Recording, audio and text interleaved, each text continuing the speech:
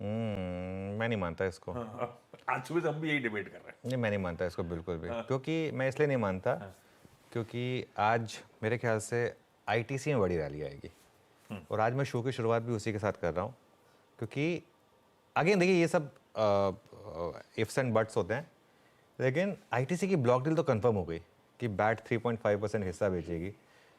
और आशीष कितना साइज बोला आपने? 17,000 करोड़। 17,000 17,000 करोड़।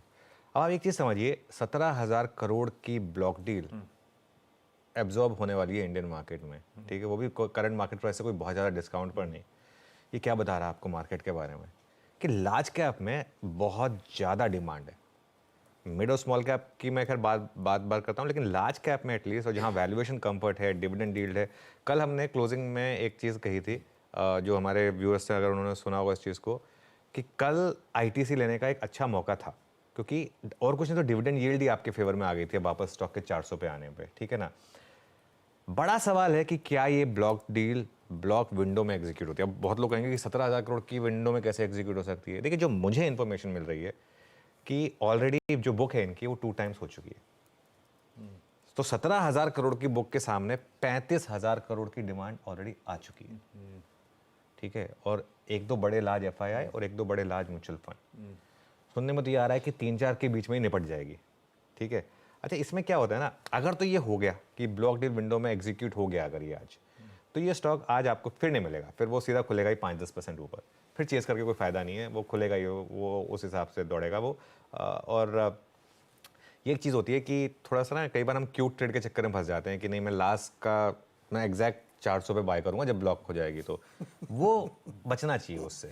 अगर आपको पता था फॉर एग्जांपल कल की ये ब्लॉक आज एग्जीक्यूट हो जाएगी, चलिए मैक्सिमम 390 में हो जाएगी, तो ये कोई क्यूटनेस नहीं होनी चाहिए कि मैं 390 में ही लूंगा। फिर आप 404 405 में भी ले लें, कोई दिक्कत नहीं। ओवरहैंग हट रहा है ना, एक बड़ा ओवरहैंग हट रहा है। अच्छा, इसके बाद बैट का कोई और स्टेक सेल आना नहीं है, वो कह चुके हैं कि हमको 25% से तो ऊपर मेंटेन करके रखना है। इसके बाद उनका 25.5 हो जाएगा और प्लस लॉक इन भी है, तो इसके लिए उसके बाद तो कोई ब्लॉक आना नहीं है। अच्छा, आज एक बहुत इंटरेस्टिंग चीज हुई है, कोइंसिडेंस है क्या, आज 3 अपग्रेड आ गए आईटीसी पे एक साथ, 3 अपग्रेड आ गए। एचएसबीसी ने अपग्रेड करके बोल दिया 480 का टारगेट है, मॉर्गन स्टैनली ने अपग्रेड करके एक ओवरवेट कर दिया, 491 का टारगेट आ गया, सीएलएसए ने भी अपग्रेड कर दिया, सीएलएसए का टारगेट दूसरा है, ये थोड़ा सा रिपीट हो गया, प्रोड्यूसर आपको बोलूंगा चेंज करें इसको, सीएलएसए का टारगेट दूसरा है, सीएलएसए का टारगेट 468 है। तो ये थोड़ा सा वो आई थिंक हल्का सा मिस्टेक हो गया, कोई नहीं, इसको ठीक कर देंगे हम।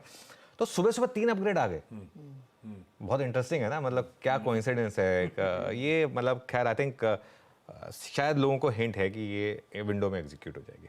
अच्छा, अगर विंडो में एग्जीक्यूट ना भी हुई, मैं कहता हूँ बाई चांस विंडो में एग्जीक्यूट ना भी हुई, तो ऑब्वियसली तब इतनी बड़ी रैली नहीं आएगी, लेकिन तब भी बॉटम बन गया यहाँ पे।